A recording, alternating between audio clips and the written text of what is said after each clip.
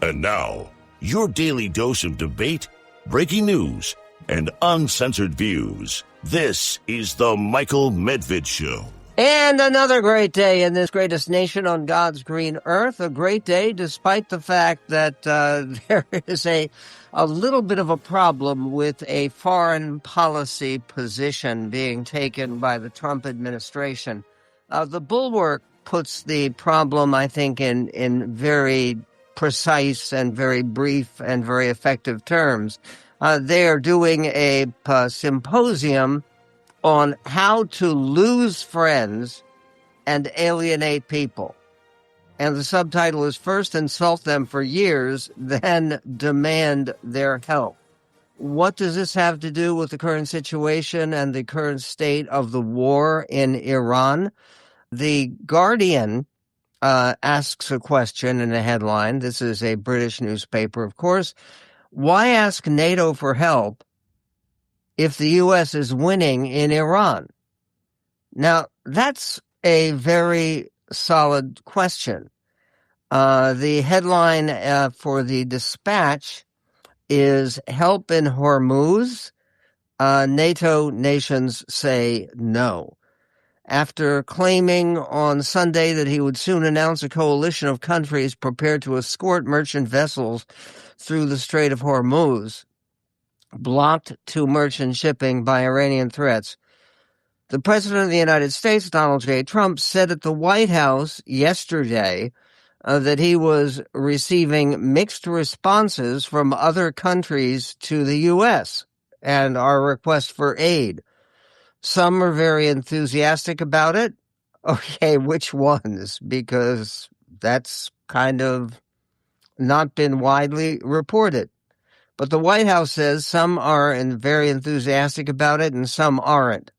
That's what the president said. Germany and Italy completely ruled out taking military action to reopen a passage through the Strait of Hormuz, while Britain and France agreed only to conditional involvement. British Prime Minister Keir Starmer said the United Kingdom will not be drawn into the wider war, but said that British mine-hunting drones are already deployed, and France pledged frigates for purely defensive escorts. All four countries deployed naval assets to the Mediterranean and the Red Sea at the beginning of the conflict. The Japanese Prime Minister, Sanae Takaichi, also said that her country had no current plans to deploy naval assets to the region. Okay, this is not a surprise given the fact that President Trump has been basically contemptuous of our allies since the beginning of this war. Why was it not a thing, at least a passing thought or some kind of concern on the part of the President of the United States that we have some of the most powerful countries in the world and countries with major military resources, by the way, including Italy. They don't just have a good team in the World Baseball Classic. They've got a fairly potent Air Force and Navy and Army. And so why would you not try to get your allies who have been working together with the United States for years, get them to agree before you go into what is going to be a major war, and what, by the way, no one has this illusion anymore that the war is over, that it's just a matter of cleaning up now. No, it's more. President Trump has posted the following on his social media, Truth Social.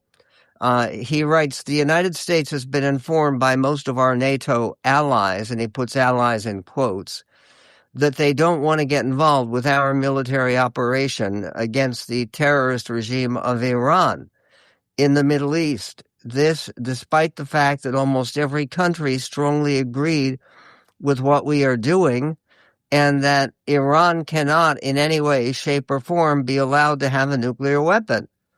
I am not surprised by their action, however, says President Trump, because I always considered NATO, where we spend hundreds of billions of dollars per year protecting these same countries, to be a one-way street.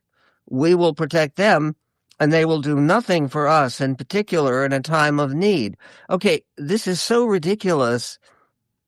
After so many of the NATO countries, including Denmark, which we're going to go to war with over Greenland, but so many of the NATO countries donated treasure and lives, the greatest treasure any country has, to support our efforts in Afghanistan against Osama bin Laden, and to support our efforts in Iraq against ISIS. The notion that they have done nothing for us while we have paid hundreds of billions per year protecting these countries, we were protecting ourselves. Because one of the best ways to protect yourself is to align allies, which President Trump should have done before going into a full-scale war against Iran. We will protect them, but they will do nothing for us, in particular in time of need. Fortunately, we have decimated Iran's military. Their navy is gone.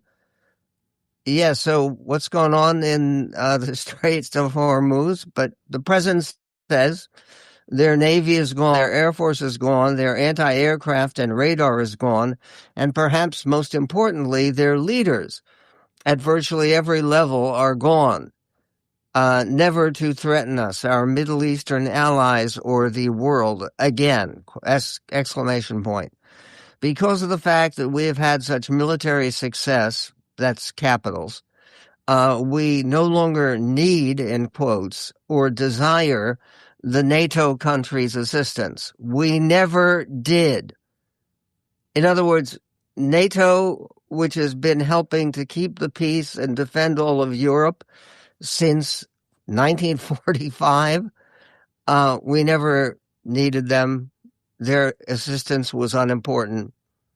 Then he goes on, likewise, Japan, Australia, or South Korea, in fact. Yeah, insult those countries, too. Speaking as President of the United States of America, by far the most powerful country in capitals anywhere in the world, we do not need the help of anyone. Now, that's all capitals. Thank you for your attention to this matter, President Donald J. Trump. What idiocy is this? You have the President of the United States. Try to imagine that you just created a possible scenario where the President of the United States was saying to the world, we do not need the help of anyone. How does that help your nation? How does that help our foreign policy? How does that help any of these struggles that are going on in the world? And how does it help bring peace to the Middle East and help Israel or any other country with Lebanon or with terrorists? We do not need the help of anyone. Thank you for your attention to this matter, President Donald J. Trump. And Ukraine? We don't need the help of anyone with Ukraine, where NATO has stepped up, where the bulk of aid that has kept Ukraine alive, allowed them to survive this Russian invasion for 4 years, that effort did not need NATO when it was led by NATO. And why not ask some Arab nations to help out, which some of them are doing? Because he and his family have business ties in several of those nations. Meanwhile, a second and maybe even a third front in the war is coming up. Where exactly? We will get to that and to more coming up on the Michael Medved Show.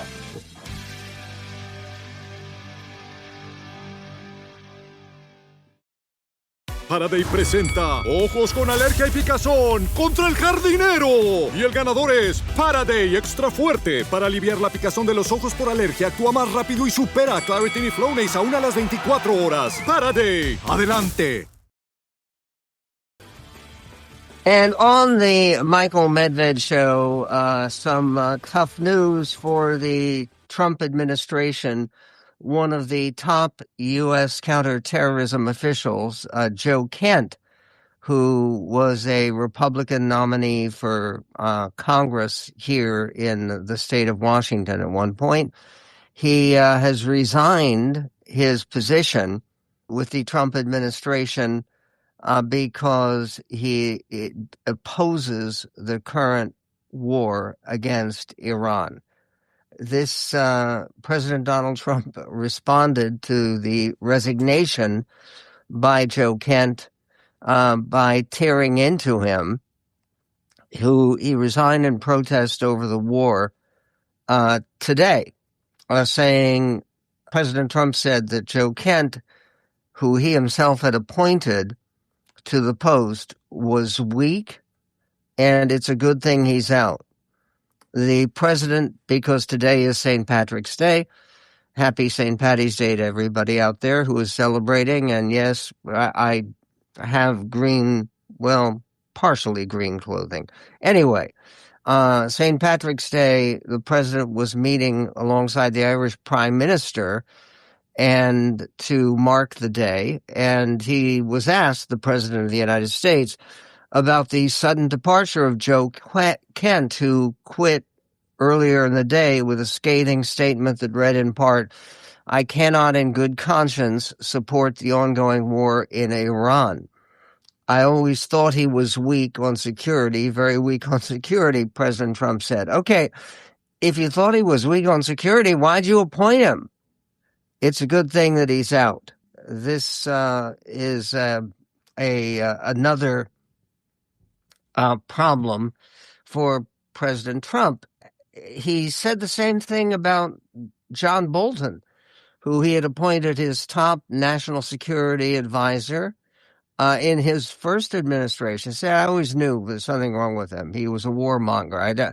Okay, if you had these reservations about these people who sort of walk away from your administration, then why do you appoint them to begin with? Frankly, I always had that question about Joe Kent. I've never thought that he was a outstanding public servant or anything of the kind, partially because he was such a completely, extremely devoted supporter of Donald J. Trump.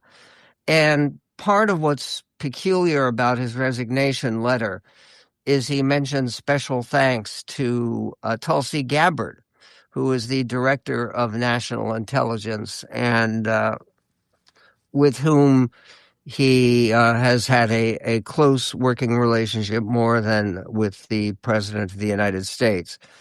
Speaking of close working relationships, the new supreme leader of Iran, that would be Mustafa Khamenei, the 56-year-old young and reputedly wounded individual who is now in charge of that authoritarian government. He rejected de-escalation proposals conveyed by intermediaries, an Iran official said. According to Reuters, Iran's new supreme leader has rejected de-escalation proposals conveyed to Tehran by intermediaries, demanding Israel and the United States first be brought to their knees, a senior Iranian official said on Tuesday. The Ayatollah Mojtaba Khamenei had held his first foreign policy session since being named supreme leader and had taken a stance for revenge against the U.S. and Israel that was very tough and serious, the official said, without clarifying whether the leader attended in person or remotely. According to many reports, he was badly wounded in an attack, And he, according to some sources, is in fact disfigured, whatever that means. Also on NBC, they are reporting that the Iran war has thrown Trump's China trip into doubt, but Beijing doesn't seem to mind waiting. A summit with Chinese leader Xi Jinping could be postponed by a month or so, President Donald Trump said, as he struggles to address Iran's shutdown of the Strait of Hormuz. The idea that it would be another month or so, this war is not over or close to over.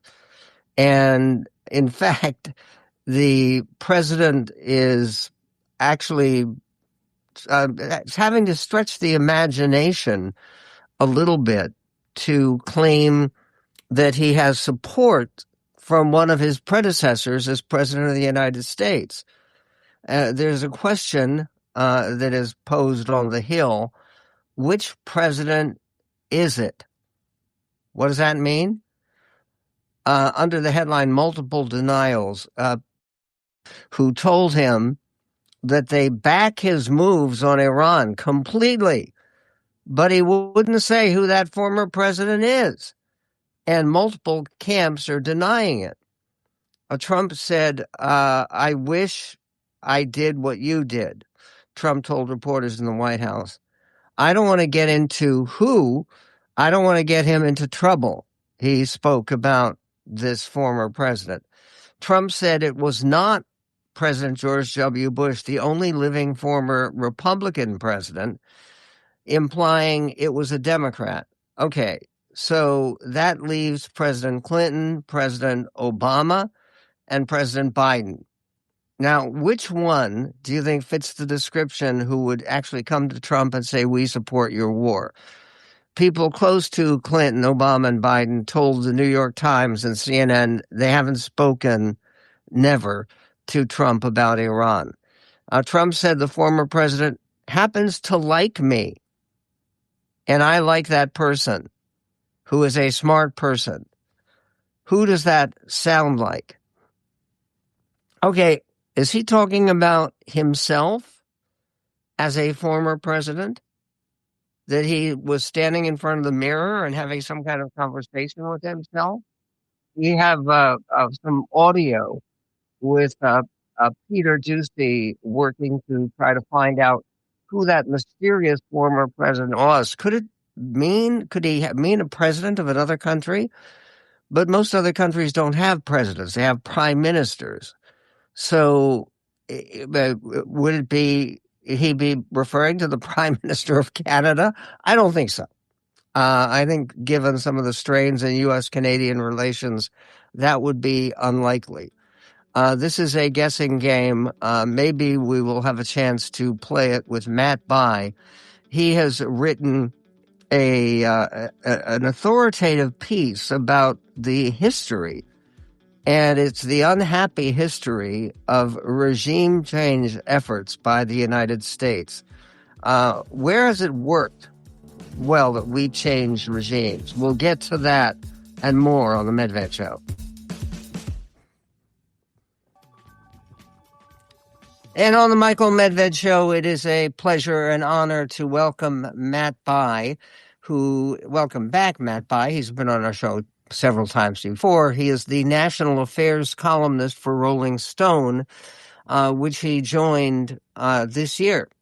Before that, he was a contributing columnist for the Washington Post, and he covered politics for the New York Times, where he was chief political writer for the Sunday magazine and a columnist for the newspaper.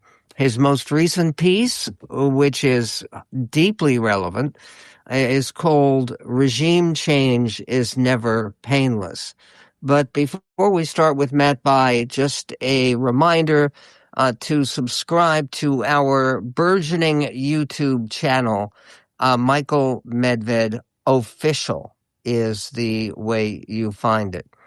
Matt, your piece suggests that regime change just is never painless.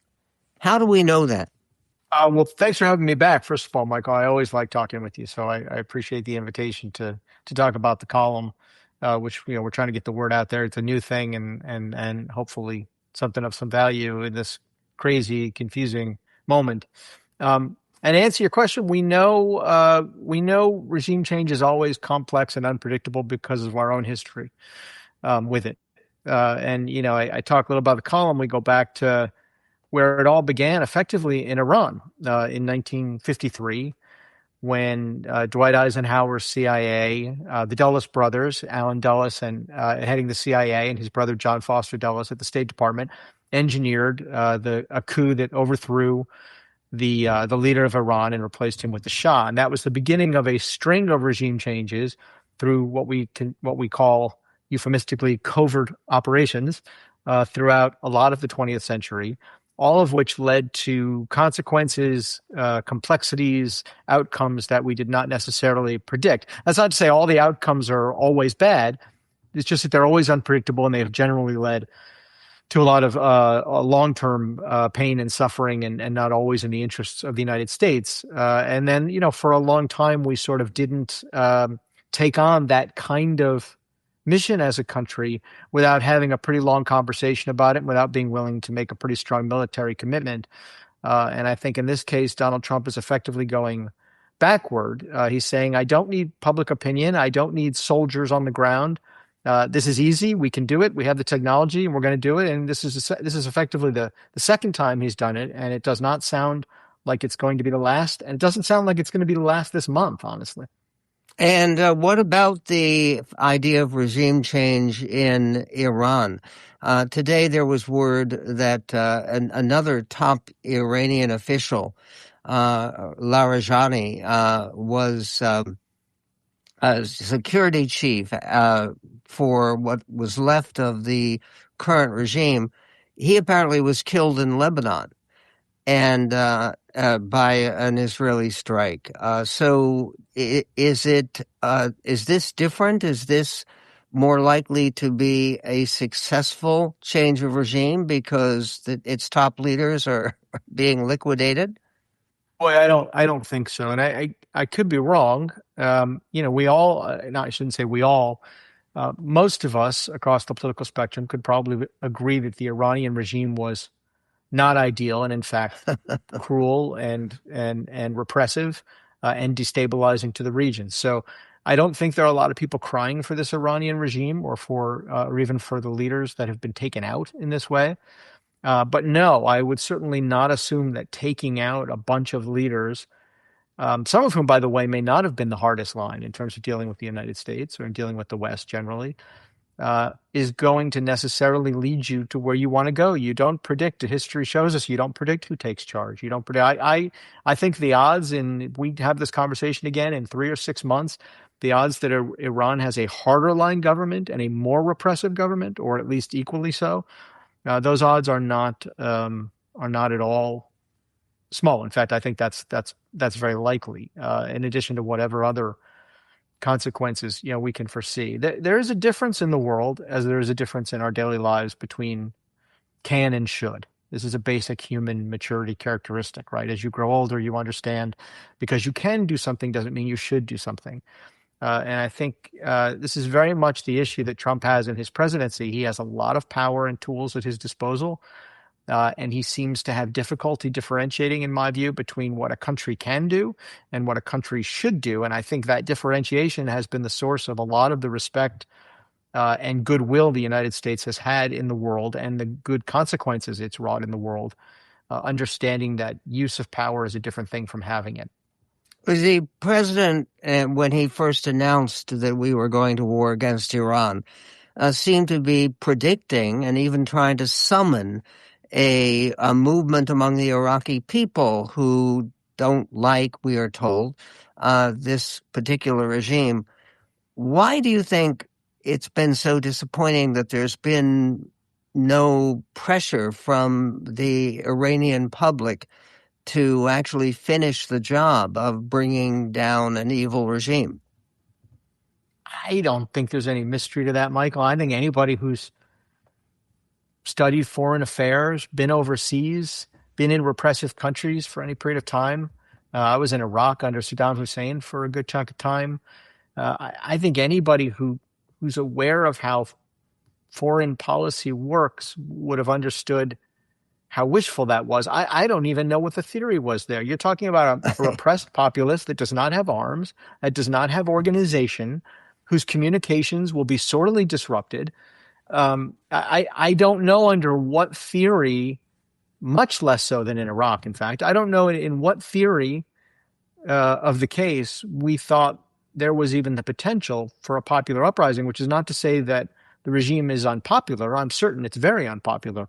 But there's quite a gulf between that and being able to take power against a regime and its military. This is a mistake we make as a country, I think, over and over again. You make that so clear in your column, and it's very powerful because you look at the role in Vietnam that was played by regime change and knocking off some of the leaders that we disliked and trying to replace them with people who are more malleable to United States aims. But with all of that going on, what do we do now? We are now being turned down by our allies that were not consulted in advance about this war. What's the main thing that President Trump could do to bring this war to a successful conclusion? I can't answer that question because I wouldn't have brought this war to its inception. He doesn't seem to understand what NATO is. NATO is a defense pact. I really don't think he's ever understood this. It is a mutual defense pact. It's been invoked once. It worked quite well after September 11th. We have not been attacked. And therefore, NATO allies are under no obligation to defend our interests.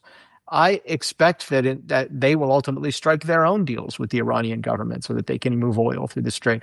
I don't know that. So I don't know. He's in a jam, and the best way generally would be to declare victory, pull back, and try to find the best way out of the jam you can. But all of this, I think, was quite foreseeable and quite rash. Matt Bai, who is the columnist now for Rolling Stone, he has another piece about the threats to freedom of speech and freedom of the press here in the United States by Brendan Carr, who is the head of the FCC. There's that and much more posted on our website at michaelmedved.com. Matt Bai, thank you for the insight, for the history lesson, much needed, and much more. We will be right back on the Medved Show about claims that a former president has endorsed President Trump's war. Which one? We'll get to that coming up. Sign up today for our free weekly newsletter at michaelmedved.com.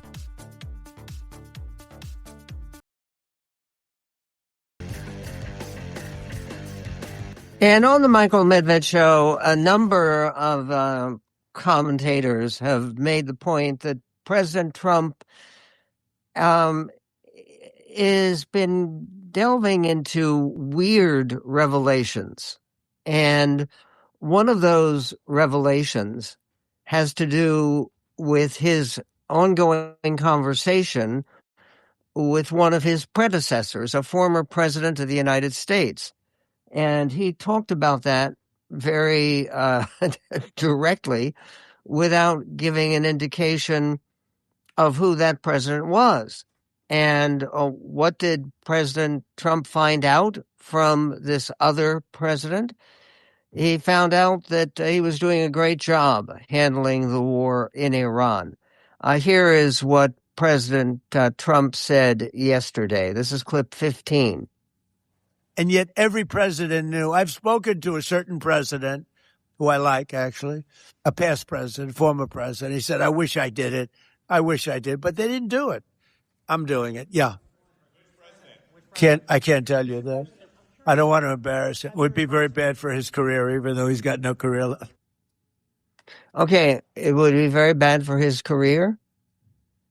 Which president is it? Was he talking to himself as a former president in the mirror? Peter Doocy tried to get Trump to reveal which past president it was. Now, Trump has ruled out George W. Bush. George W. Bush is the only living former Republican president. So this president, assuming that he's alive and it's not some kind of ghostly visitation that Trump has received, it can be President Biden. It can be President, which is very unlikely. It could be President Obama. It could be President Biden, President Obama, or what other living President Clinton. And none of these seem to be people who have these friendly relationships with Trump. And the people close to President Clinton, Obama, and Biden have told the New York Times and CNN that those former presidents have not spoken to Trump about Iran. Trump said that former president happens to like me. Here is Peter Doocy trying to get him to indicate which one of these past chief executives it actually was. Clip 17. Just want to ask you about something very interesting that you said twice today. That you talked to another former president about the Iran strikes. Was it George W. Bush? No. Was it Bill Clinton? I don't want to say. I don't want to say. Because Barack Obama. a member of a party, they have Trump derangement syndrome, but it's somebody that happens to like me, and I like that person who's a smart person. But that person said, I wish I did it. Okay, but I don't want to get into who. Okay. I don't want to get him into trouble. Maybe, hey, you know what? Yeah, I think you probably know. You know, it's interesting. And maybe he'd be proud. And I could even ask him that. Would you like me to reveal your name to Peter at Fox? Well, at least you have high ratings. Your ratings are through the roof, Peter. Thank you for noticing. Congratulations. Okay, trying to change the subject, President Trump. Jimmy Fallon tried to make fun of President Trump claiming a past president wished it was him that had launched the Iran war. A conversation in my bathroom mirror. Well, today is day 17 of the war in Iran. This is Jimmy Fallon. Listen, clip 18. Well, guys, today is day 17 of the war in Iran, and Trump just said that the war will end when he, quote, feels it in his bones. That's reassuring. Can't wait till Trump goes on social media and posts, feeling cute, might attack Sweden later. Today, Trump claimed that a former U.S. president recently told him that he wished he had taken action against Iran, but didn't say which one. And Trump was like, I won't say who, but we had a great conversation in my bathroom mirror. Okay, maybe there will be some revelation of who this was. And I still hold out the theory that he didn't specify former president of the United States. So could it be a foreign leader? Conceivably. There are all kinds of contradictions that come across in the Trump application of foreign policy. For instance, yesterday, he provided an update on the war and urged other nations to join at virtually the same time that he was saying in social media that we don't need anybody's help. Listen, clip 20. We strongly encourage other nations whose economies depend on the Strait far more than ours. You know, we get less than 1% of our oil from the Strait, and some countries get much more. Japan gets 95%. China gets 90%. Many of the Europeans get quite a bit. South Korea gets 35%. So we want them to come and help us with the Strait.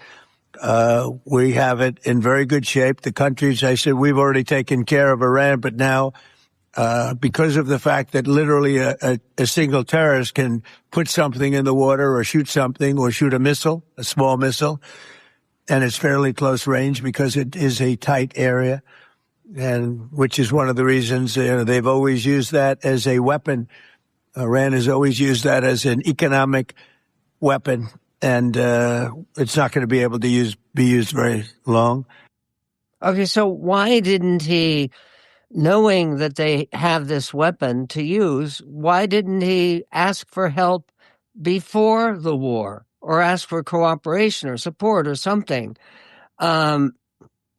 There's CNN put together a collage of Trump contradicting himself, saying on the one hand, we need other nations' help, and on the other hand, we don't need any help at all. If we ever needed help, they won't be there for us. I've just known that for a long period of time. We have some that are really enthusiastic. They're coming already. This isn't need. Need would be one of the big boys. If we need their mine boats, or if we need anything, any piece of apparatus that they may have because of a situation that they have, they should be jumping to help us. We want them to come and help us with the Strait. My attitude is we don't need anybody. We're the strongest nation in the world. We have the strongest military by far in the world. We don't need them. Okay, and what do we need? Trump in the Oval Office saying that he will have the honor of taking Cuba. Cuba, we don't have enough wars going on right now. This is President Trump in the Oval Office, clip 11. All my life I've been hearing about the United States and Cuba. When will the United States do it? I do believe I'll be having the honor of taking Cuba. That'd be good. That's a big honor. Taking Cuba. Taking Cuba in some form, yeah. Taking Cuba. I mean, whether I free it, take it, I think I could do anything I want with it. You want to know the truth? They're a very weakened nation right now. They were for a long time. Very violent leaders. Okay, that makes it really wonderful to see what he means by taking Cuba and saying, I can do anything I want with it. Is this reassuring? Who do you blame for? Basically, this is the same attitude that President Trump's friend, Vladimir Putin, had toward Ukraine. I can do anything I want with it. Taking Cuba in some form. Coming up, we'll talk about a U.S. senator who has found out who to blame for the Strait of Hormuz crisis and the closure of the Strait of Hormuz. Who do they blame? Joe Biden. We will get to that. We will also get to the various generals who apparently have presented alternatives that can help Trump to end the war. What would those alternatives be? We will get to that and to more coming up in this greatest nation on God's green earth.